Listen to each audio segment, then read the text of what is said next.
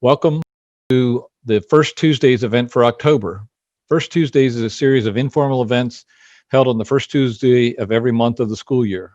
These First Tuesdays events aim to promote innovation at Sonoma State University and in the North Bay region by providing an opportunity for students to connect with seasoned entrepreneurs and learn more about our programs and potential opportunities to create new ventures.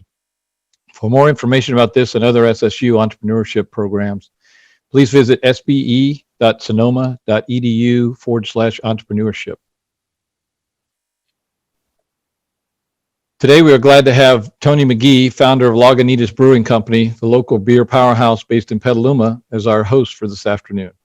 Mr. Magee grew Lagunitas from a garage brewery in 1993 into one of the top 5 craft breweries in the U.S., producing 1 million barrels a year in 2018. That year, Magee completed the sale of Lagunitas beer to supergiant Heineken in a landmark deal that permanently raised the profile of the craft beer industry as a viable destination for investment funds. During his tenure at Lagunitas, he played a key role in the industry rebranding from microbrewing to craft beer. He also ignited the current status of IPA as a leading beer segment through his creation and marketing of the iconic Lagunitas IPA. Next, Tony will kick off our inaugural event by sharing a brief summary of the story of how Lagunitas was launched and grew to become one of the top 5 craft beer brands in the U.S. This will be followed by a Q&A session between Tony and myself focused on how to craft a new brand to target a specific customer segment. After this, Tony will answer some questions from students and the audience, and finally, we will wrap up this edition of First Tuesdays with a very important announcement from SSU entrepreneurs in residence, Christina and Michelle Wilson. I'll now turn it over to Tony so he can share the story of Lagunitas from his perspective as he personally experienced it. Welcome, Tony. Thank you. So, welcome to this. It's a nice thing to be asked to be involved in this. I got in touch with Sonoma State and with Sergio and Jean-Francois a little bit ago to see if I could be of any assistance at all in mentoring or just assisting in any way with young people in the school, kind of trying to figure out what direction to go and why, and if our story was inspiring, then I wanted to not just share it, but make it available as a tool,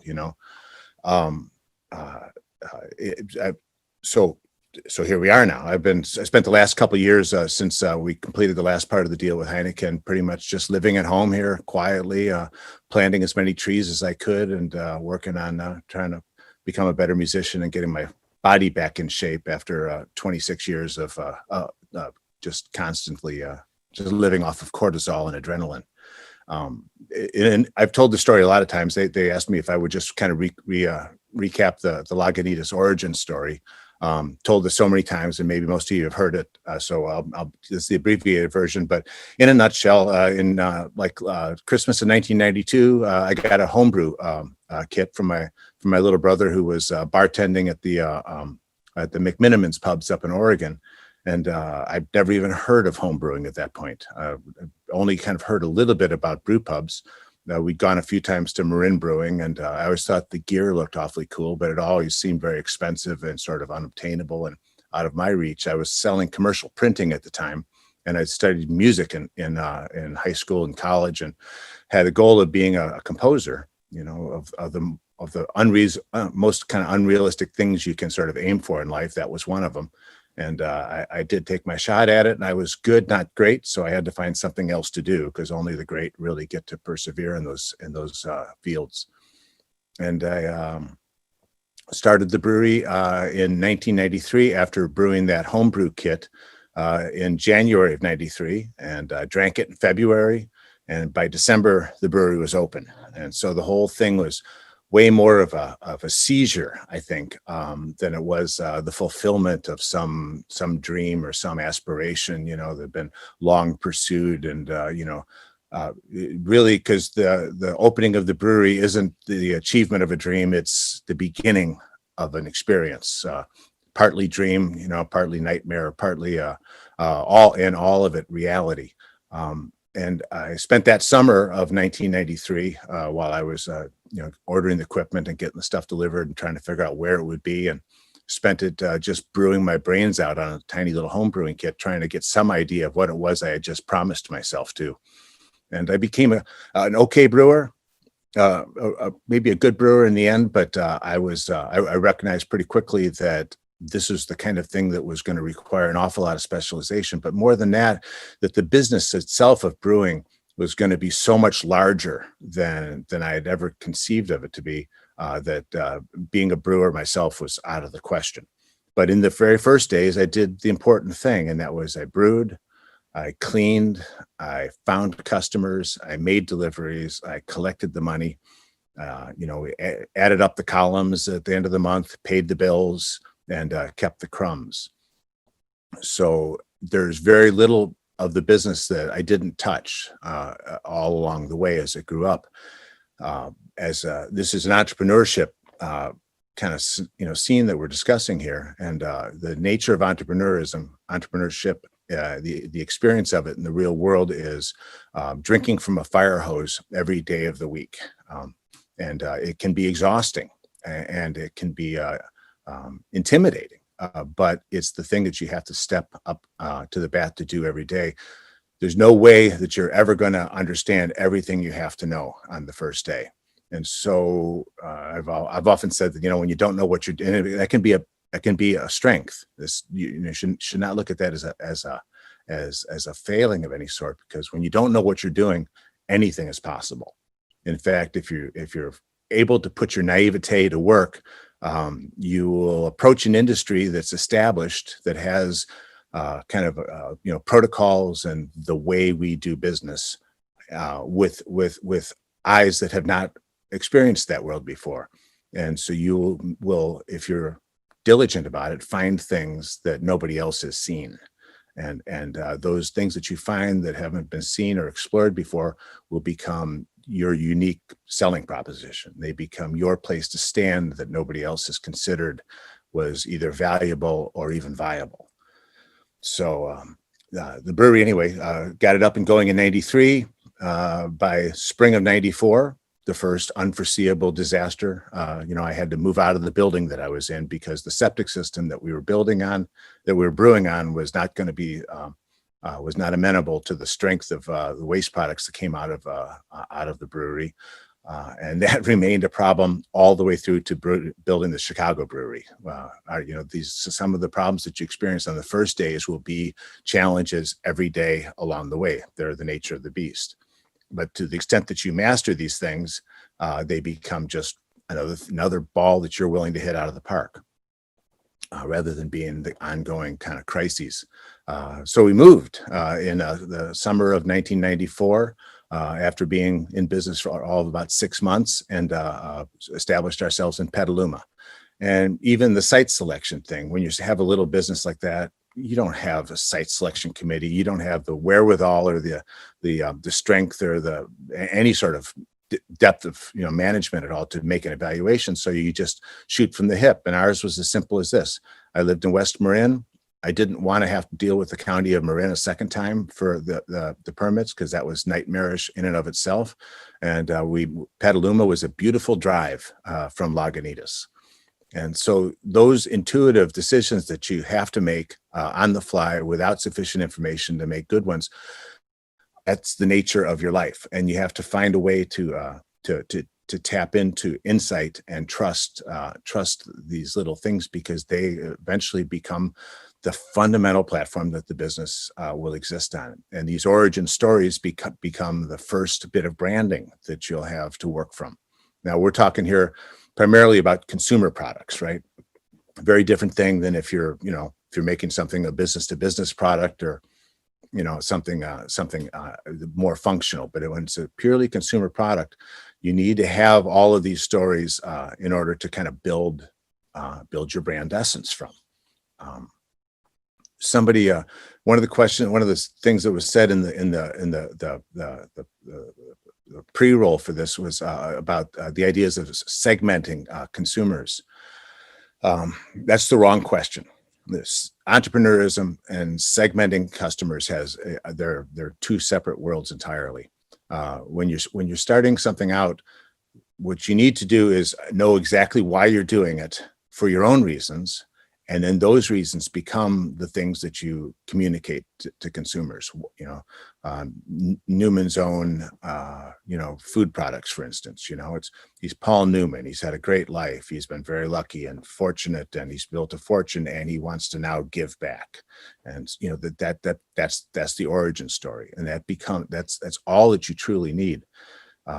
For us, I've said this a lot of times: bad judgment leads to good stories. And good stories are the essence of your brand, and recognizing them, embracing them, including the disasters.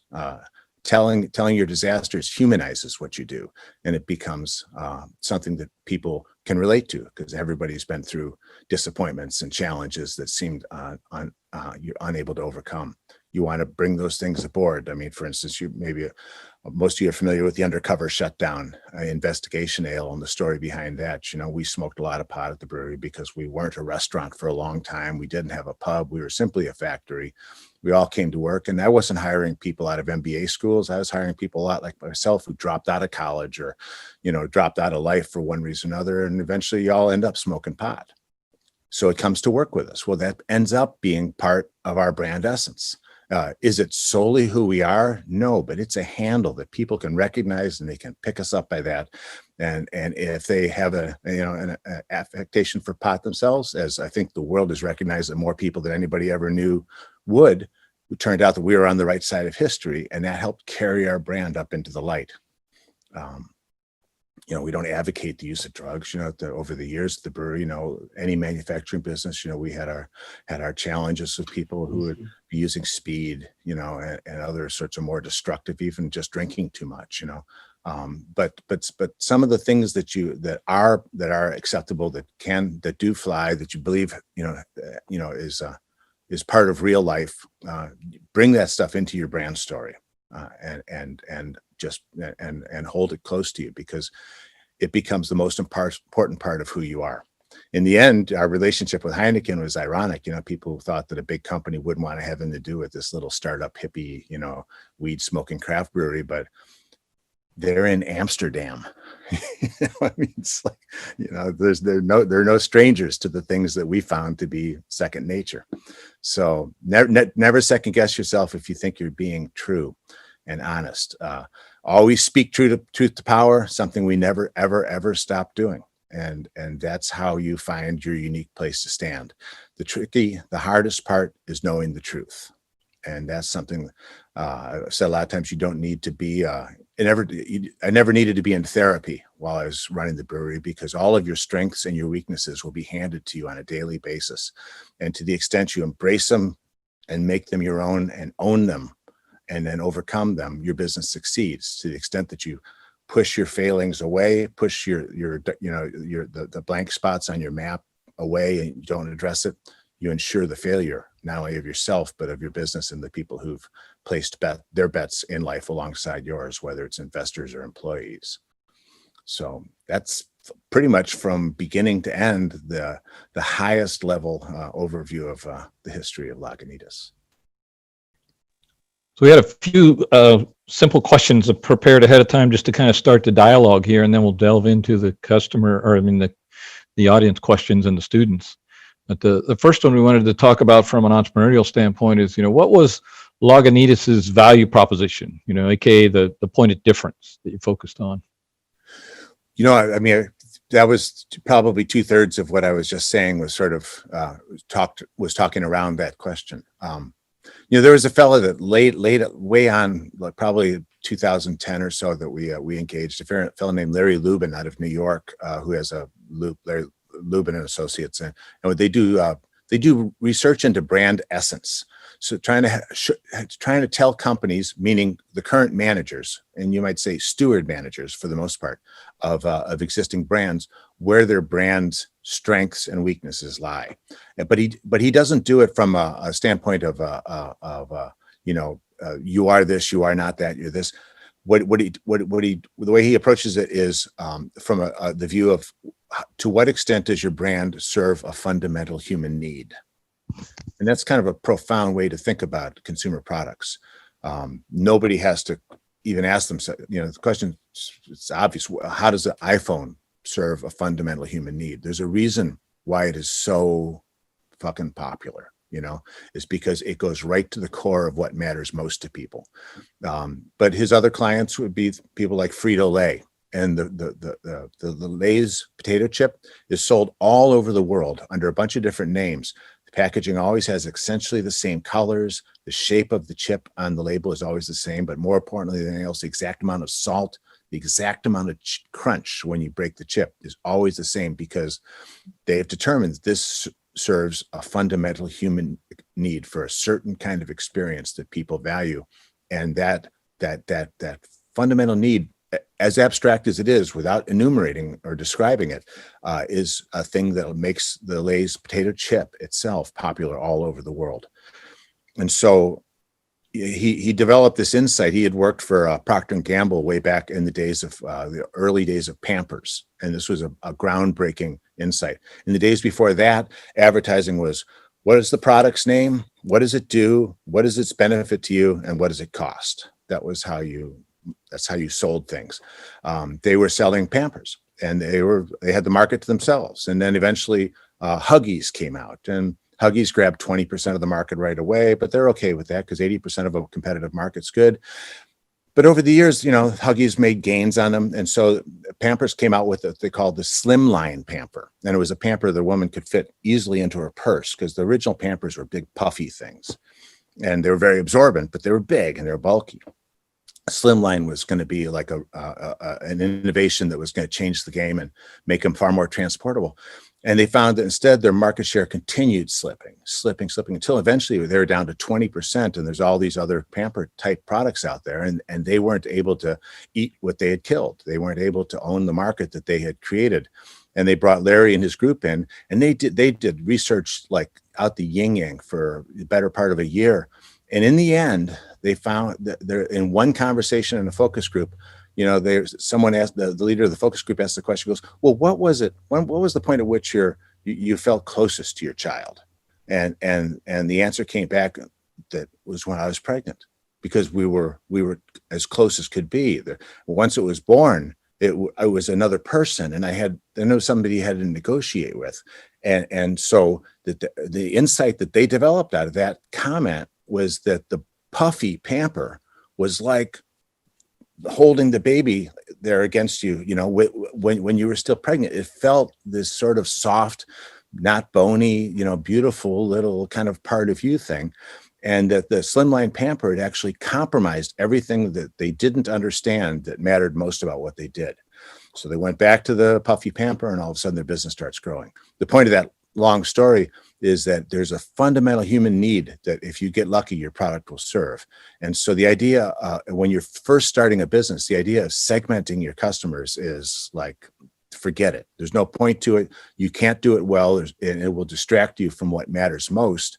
And that is coming up with something about your product that speaks to people's souls, something that they can see their own reflection in it when they would see it on the shelf, when they hear it discussed. And the idea, I think, of Lagunitas and how we expressed ourselves through the brand, our behaviors, our habits, our point of view, through the little kind of copy on the side that was often sort of had nothing to do with beer at all, was that we were free. And people saw that, and I think that was something that was extremely relatable. We didn't feel constrained by any conventions. We didn't feel like we had to present this as a beer. The copy on the side didn't describe the flavors on the beer. For some beer fests, I wrote up copy that would say things like, the Lagunitas IPA is known for the aromas of stagnant pond water and burning tractor tires, and its adherents and its fans suffer from Marburg and peritonitis and river blindness and all, just diseases and nothing. But that turned people on. People would come at beer fest. They'd come, I was reading that. It's like, I don't know I got to try that beer, just because it was so kind of iconoclastic. It wasn't just irreverent. It wasn't, we weren't being, quotes, arrogant bastards. We were just playing with this medium of communication in a way that we unseated people's expectations, and they felt freed by that. They didn't feel patronized or talked to like they were consumers. They were being entertained. And so that that serves a fundamental human need to feel free. And that is the thing that lives at the center of the Lagunitas brand. And later on, you grow the business up and you start thinking, okay, well, we need to find more situations where this IPA, now we're segmenting, where the IPA can play, quotes play, business school language. And all of a sudden it's like, well, you need to do a can so people can have it at the beach, maybe for people who are very health minded, they love the IPA in the evening, but during the day, they want to have a beer. So you need the daytime, you need a low calorie beer. That's segmentation. But the rest of it, none of that matters until you've first addressed and committed your brand to serving a fundamental human need. And we succeeded in that by just being ourselves. So that's great, Tony. That's so important. I agree. That really boils down for me the whole concept of making a connection, right? That's the huge thing that makes the big difference. And people say make a connection, but how do you make a connection? I want to be your friend. You're going to love our beer. Come to one of our parties. I mean, none of that does anything until first there's something expressed in what you're doing that connects in that way that doesn't involve communication. It's, you are what, you have to be what it is you want them to understand. Well, I love your story about your Budweiser. You can't do that, right? I mean, how are you going to do that when you're a company that big? Well, they try to do it by what sports they sponsor, or by what events that they underwrite or what musicians that's a way to tell people. But people see through that. When you're small and starting a thing out as a nugget, you can set that seed in a way that you'll never be able to later. Yeah. Great stories. Next question we had is, can you discuss why and how Lagunitas went about establishing IPA as a segment in the market? Well, when back in far away 1995, when that beer appeared, most of you who are if you're in your 30s now, that's a long way away and you weren't paying attention to beer back then. But the brands that mattered in the world were brands like Full Sail Brewing out of Hood River, and there was Red Hook Brewing out of Seattle, and there was, of course, there's Sierra Nevada, who's still an important part of the world, and Gordon Beers, Mendocino Brewing out of Hopland, Anderson Valley Brewing. Some of these guys have kind of fallen a little ways by the wayside. They're still making beer and probably making lovely beers, but they're not the primary players in the industry that they actually helped create.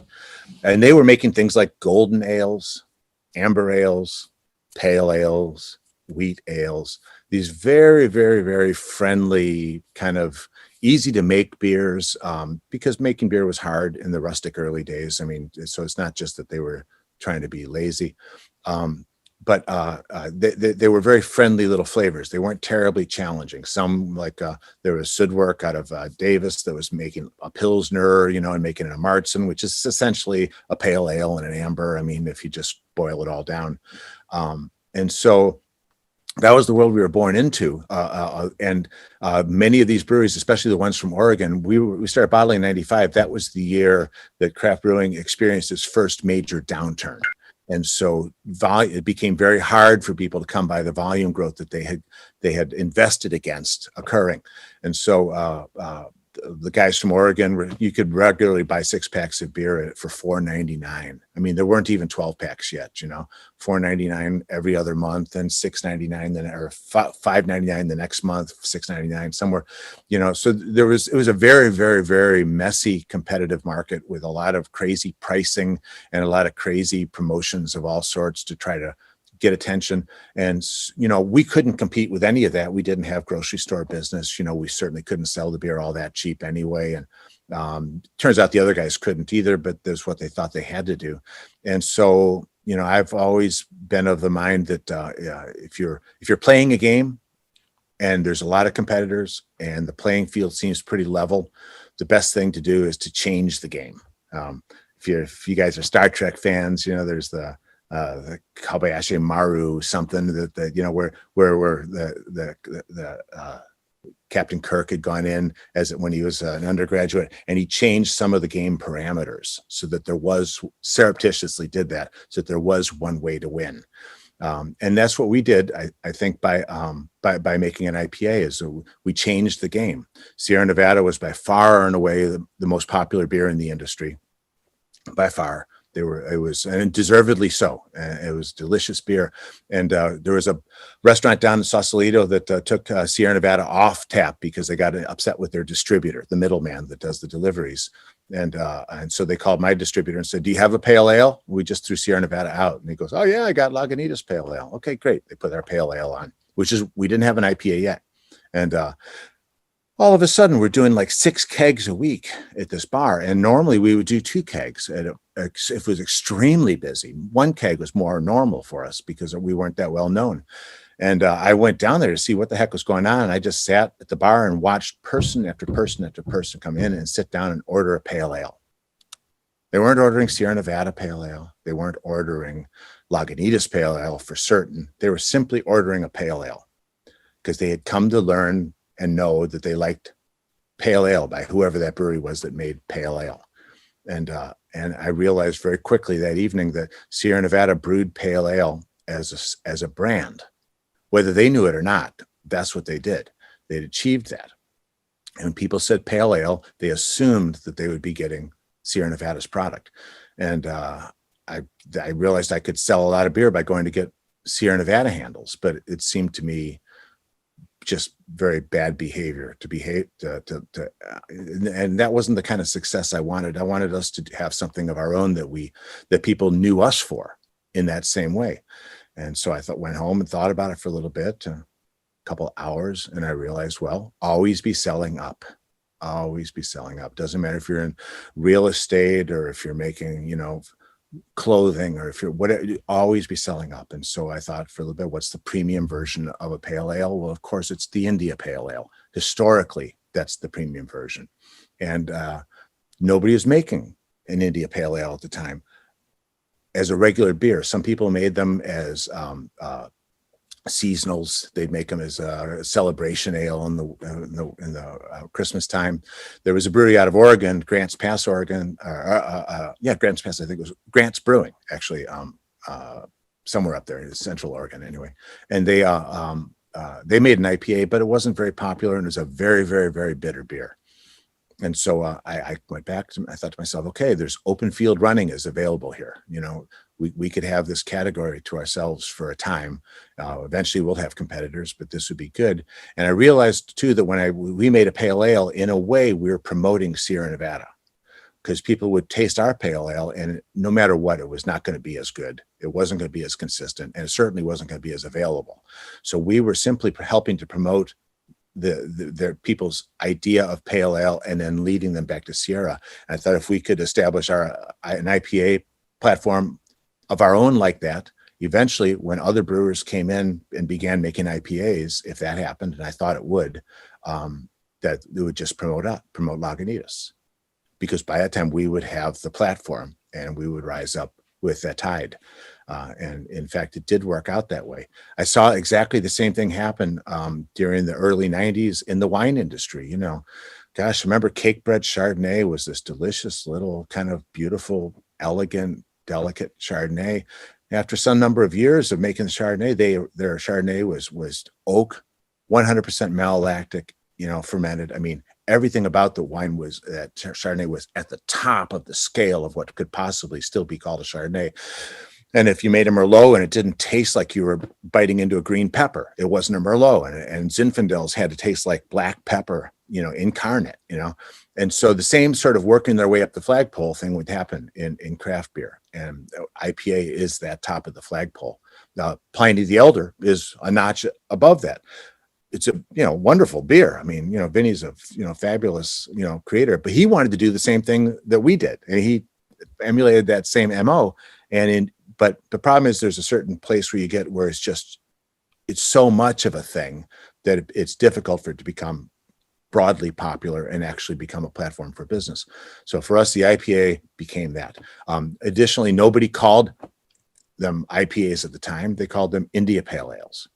and they spelled out the word India Pale Ale, and you had a Bangalore Tiger, and you had a Taj Mahal, and you had, so this is brand creation time, right? This is, you want, if you want to create something that's iconic. And what does iconic mean? It means stripping things down further and further and further.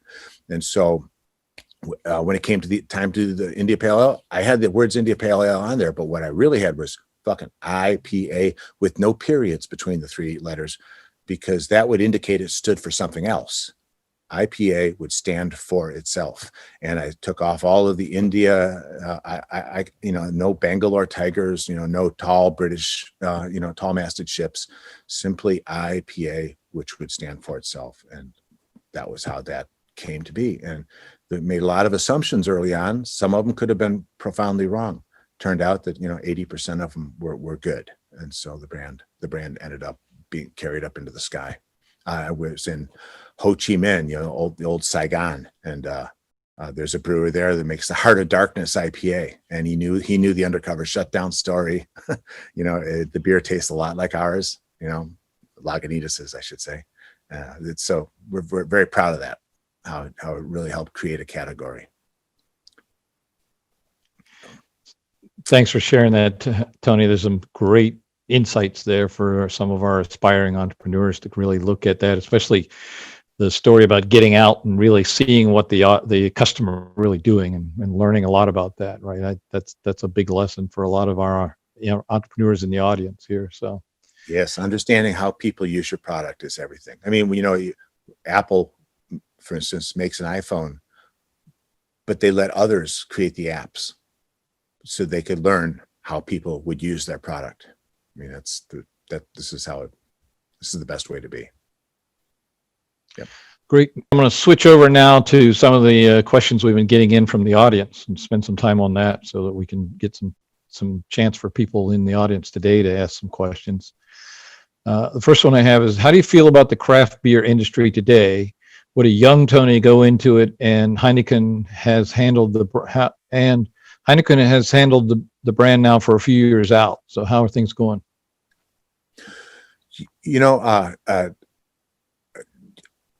I think there will always be opportunities in craft brewing. I think that I know this, that in our experience, my experience, and that of some of my peers, you have to be 35,000 to 50,000 barrels of production in order, wholesale production, in order to have a viable business and a balance sheet that can feed itself as you grow.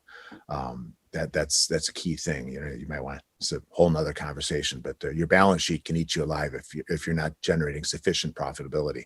And so I think there's going to be a lot of small breweries that might not reopen next summer.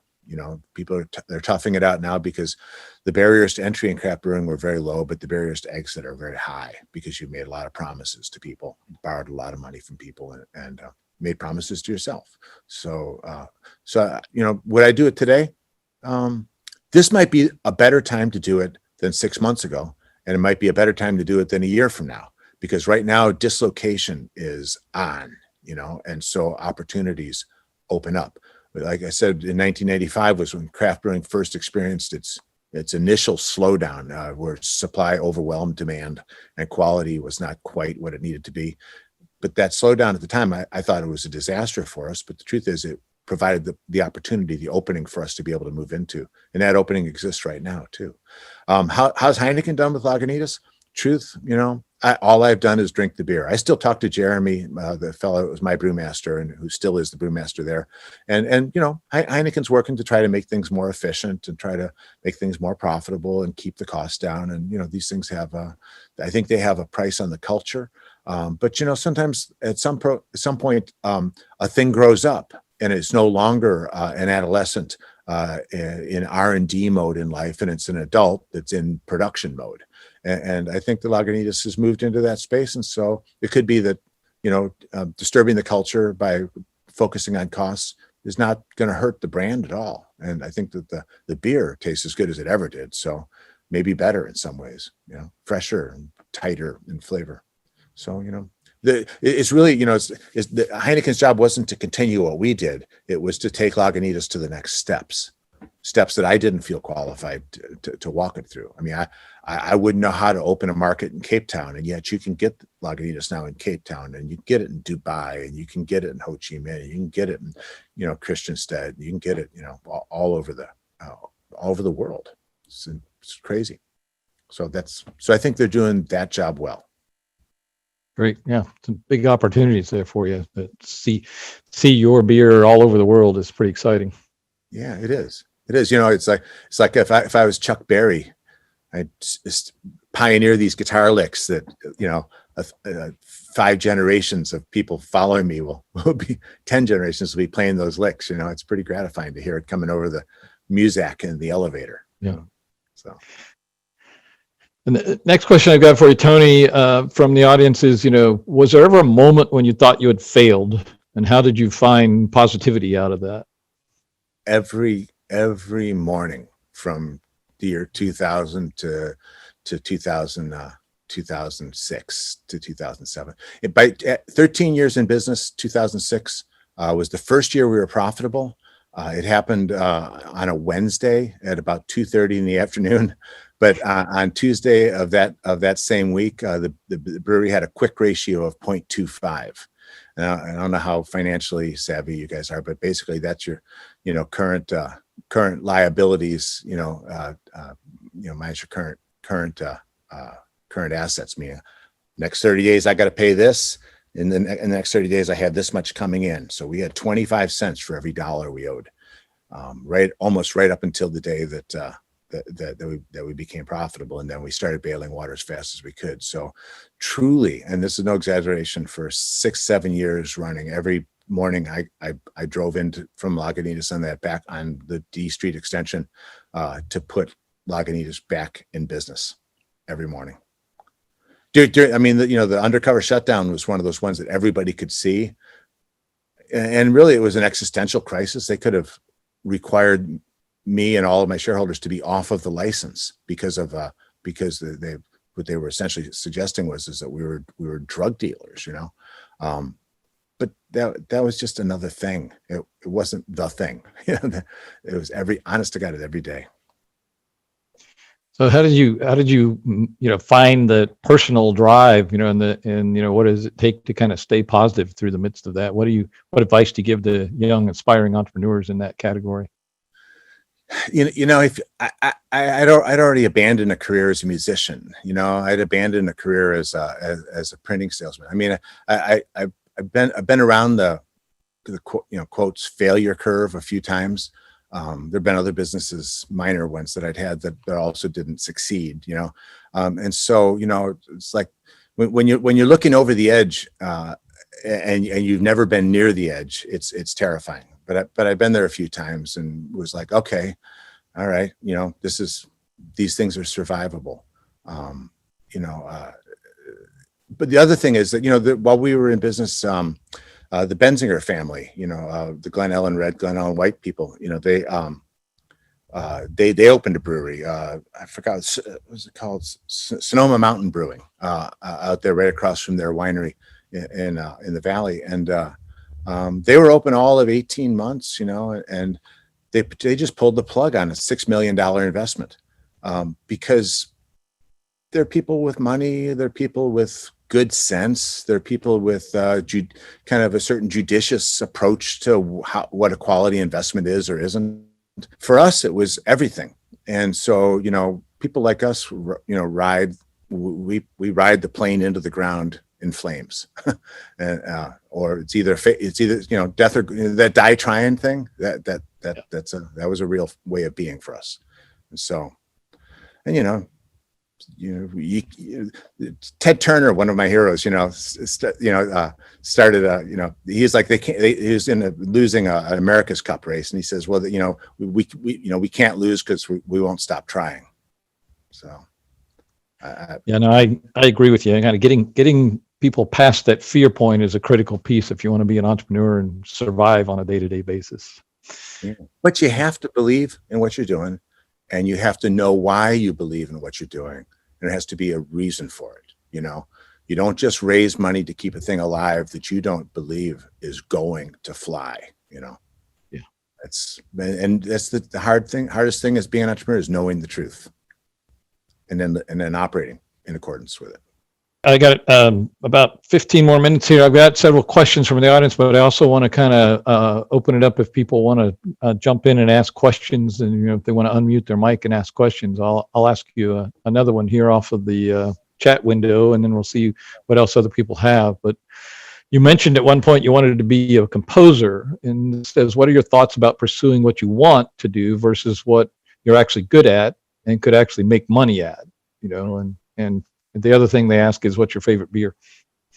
Well, my favorite beer, I'll start with that, is Still Liberty Ale, Anchor's original IPA they brewed.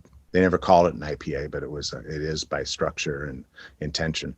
So that's been my favorite beer forever. And I first drank it in Evanston in 1984, I think. And so that.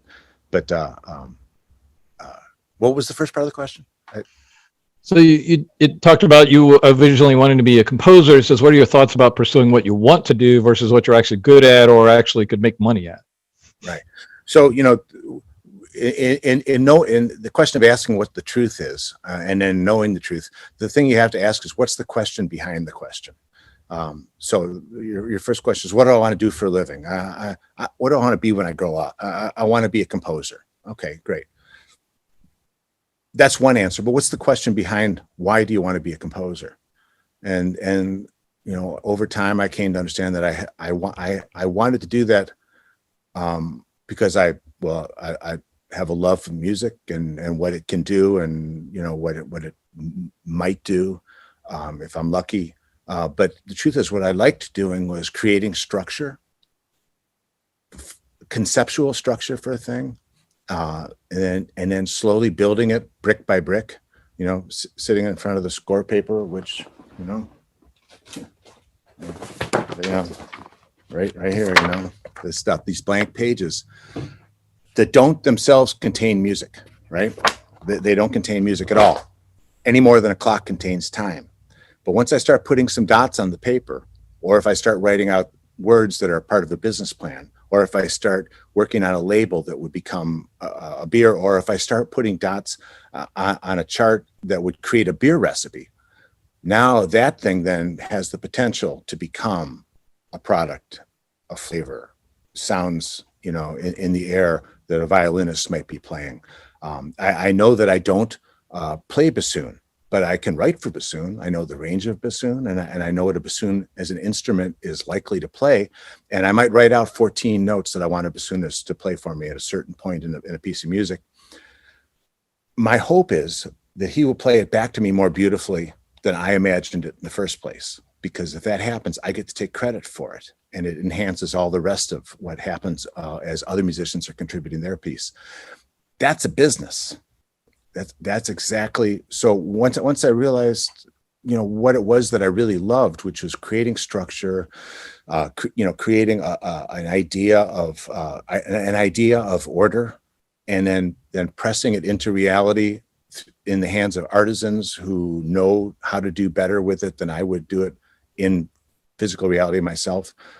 Beautiful things can occur, and so there's no trouble leaving music. I never did leave music. I just found a different music, and the brewery. When we were negotiating with Heineken, we called them. Actually, they weren't planning to be involved in U.S. craft at all.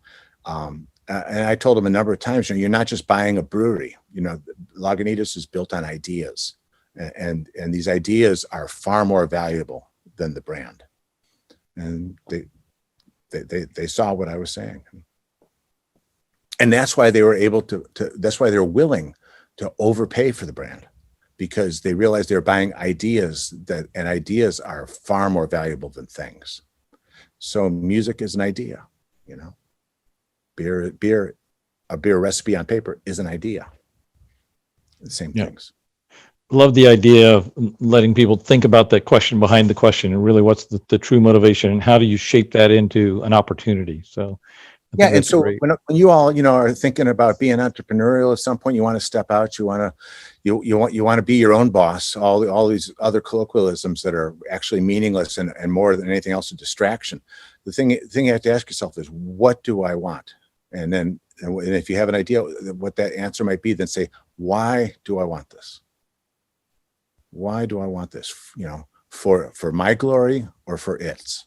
You know, this is from the Indiana Jones movie. All of life's great questions are answered in the movies, and when he's seeking the Ark, you know, or seeking the Grail, and he says, well, why do you seek the Grail? You know, for your glory or for its?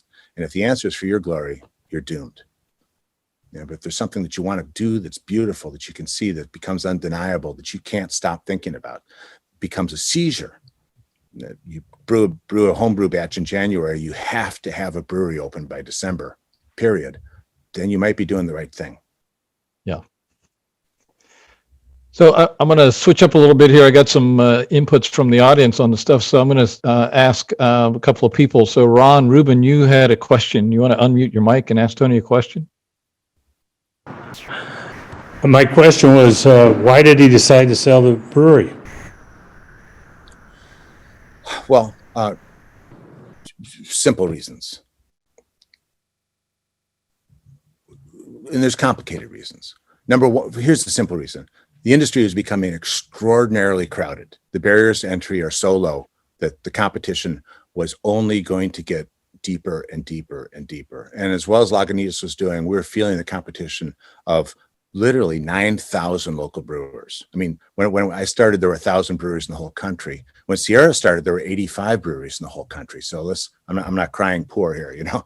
I mean, it was like, that's how hard it was when there were so few resources for them. There were 1,000 breweries in the whole country. By the time I sold, there were 1,100 breweries in California alone. So that was one reason. The other reason is I've been doing it for 26 years, and I felt older then than I do now.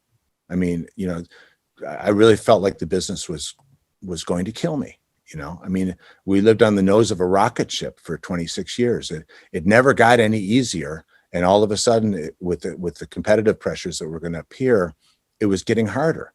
I mean, we borrowed $150 million over the years, not to promote the brand and stuff, to simply put up frickin' fermenters and have brew houses that would work well, and build a Chicago brewery. And we began the Los Angeles brewery. I mean, the risks were becoming great.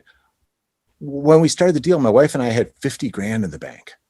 I was 52 years old. You know, I couldn't see how I was ever going to be able to take care of myself when I got old. My wife as well, you know, family members, who knows who I was going to be responsible for, mom and dad, right? And so it was like something had to change. And the only way I could see that happening was through, you know, through selling the business. But beyond that, I also started to notice that I wasn't sure what to do next. I wasn't sure. I always knew where to point the bow of the boat in the past. I always could clearly have a view of the future. And what that told me was, I mean, again, I asked myself, why is that, you know? And again, the question behind the question, right? And the why of it was because I had accomplished what I set out to do. It was done. I wrote a blog piece about, you know, sometimes, you know, a person might be working on a song, and you write the first verse and it comes very quickly, and the second verse, and come to the third verse, it's starting to get hard. And then all of a sudden, like a dog brushes by your leg, you know, or there's a noise in the street, and you look up for a second and you're distracted, and you look back, and only then do you realize that I'm done. This is 2 verses is all this song has. The reason why it's getting hard is because I'm already done.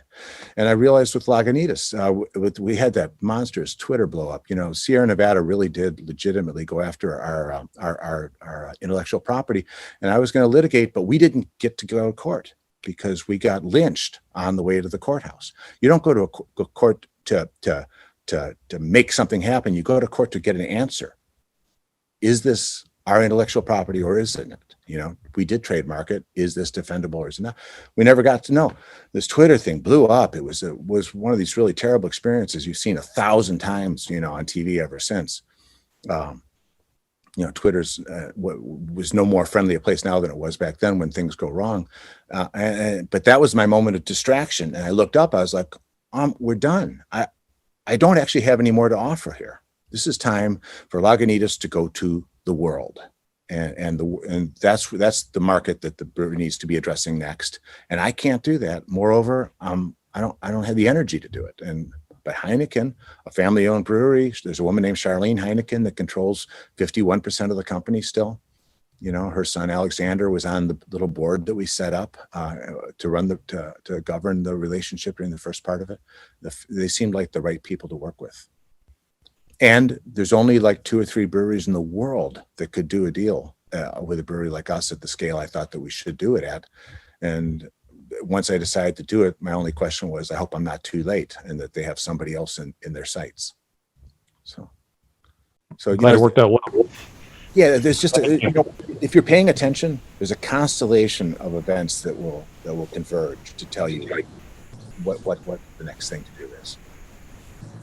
Great. Thank you. Good question. Next question I've got is from Blake Barnett. Yes, Blake. To ask in person. Oh, hi. The beer industry changes rapidly, and I was wondering, how did we stay ahead of that hype? That there's always a new beer craze, or for a long time it was like Sierra Nevada came up with a beer that was really piney, right? The pine IPAs or the WIPAs were really popular, and that just changes all the time. How did you guys stay ahead of that? And you were talking about steering the bow of the boat, and you always knew. How did you do that? It's a big problem. I mean, especially if you're in a business that has high capital expense, you know, equipment in particular. And you got to commit a lot of money to anything that you're going to do, and meaning in equipment to fulfill on it, not advertising and, you know, paying people to drink the beer kind of stuff. So the reason for the IPA was I realized that, you know, in that moment I could see over the horizon, and I could see where the industry was going. And this is 1995, you got to remember, you know, so now everybody thinks IPA is craft beer, right? So, you know, so you have to understand your environment well enough and then be able to be quiet enough in your own head. And for me, smoking pot was this, you know, I could just be quiet enough that I could hear the music of the spheres and have some idea of where it was heading. I mean, these are grotesque comparisons because of the scale and of it all. But what gave Steve Jobs the idea that they should be making an iPad, you know, and that would lead to a phone, you know? I mean, I think they did the phone first, right? I don't remember, but you know, that you make, you know, these things, you make laptop computers, you know, it's like, what are you talking about? You can make phones, but you could see that this convergence was happening. And it turns out he was right, you know. I mean, how could nobody else have seen that? It's because there's a certain quiet, there's a certain attention to his environment that I think that we had in the early days when we made the decision about Lagunitas. Then if you've then set, you know, again, it's like a quarterback. He doesn't throw to where the runner is, he throws to where the runner's going to be, you know, and the really great ones know where their runner will be, and somehow it's incomprehensible how they can know exactly how the play will unfold, but yet they see it. So, but there's a way that you do see it, and it might be mystical. I mean, or it might just be a matter of paying close enough attention. But if you do, then now you can do what you need to do to build for today, for that moment down the road. And then after that, you just pray, you know, but you have to. Breweries who just open up, and the first fucking thing they do, they make is an IPA. I mean, I would talk about conferences about this. I'm like, you guys, knock it off, not for my benefit, but for your own benefit. You have to find what that next thing is that will be your unique selling proposition that nobody else sees the value in yet. And if you just participate in, you know, low-hanging fruit, it's Neanderthal thinking, mine, you know, I mean, you know, but low-hanging fruit is not a business model. It's just sort of preying on market share that already exists. You want to innovate. You know, somebody asked me, one of the other questions I saw is, you know, what risks I take? All of them, all of them. But that, you know, this is Cortez landing in Mexico, and he tells one of his guys to go back and burn the ships. You know, we're not going home. There's only one way out of here. So. Great stories and great discussion, Tony. We really appreciate you bringing your perspective and experience into the discussion here. I think this is an awesome launch for our first Tuesday's event. Let's keep going for an hour. we'd love to have you back. I think there's plenty more you can talk about on the stuff. I think we're a little out of time now. I need to hand it over to Christina and Michelle to wrap up, but we really appreciate all of your insights and sharing with us today. No, thank you guys for being interested in hearing it. Yeah. Thank you. My name's Christina Wilson, and this is Michelle, and we are the co-owners and founders of Ula Lux. I want to thank you all for joining us today for this event. We hope you enjoyed hearing about Tony's journey as much as we did. It's pretty incredible that we get the opportunity to learn from someone local that's had such a successful business. So thank you, Tony. As Sonoma State graduates, Michelle and I are really excited to connect with the students as our role as entrepreneurs and residents. And for the next First Tuesday, Michelle and I are going to be doing a talk about creating a global brand in the influencer age. We'll be doing a talk about challenges we faced and lessons we learned when creating our business from the ground up.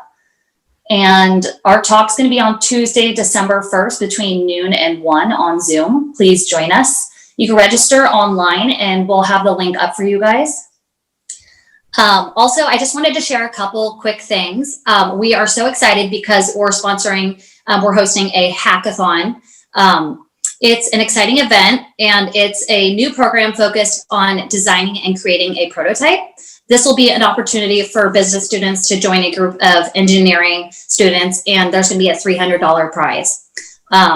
We will post the link to this also. It's for business and economics students, and they can apply at that link. And then I also wanted to let everyone know that everyone that spoke today, we're all available to you guys. Any students interested in entrepreneurship during the school year, reach out to us. And we're also going to post the link available to reach out to any of us. Thank you guys so much. Thank you.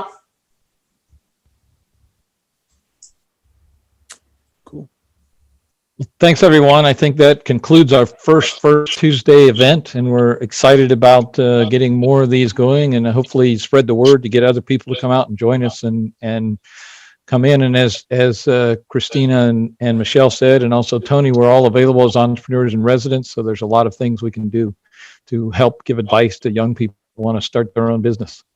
So thanks again. Do people know how to get in touch with me? Is that? Yeah, we have a link up on the Sonoma State sbe.sonoma.edu entrepreneurship website, so they can sign up to get appointments that will get set up to be able to do time to be able to talk to Tony directly and get more advice, or Yep. myself or Christina and Michelle. Yeah, I'm loaded with availability, guys. So if you want to talk through questions, directions, business ideas, or otherwise, my email is certainly right there. I think so. That's awesome. We really appreciate that. Great. Thanks, everybody.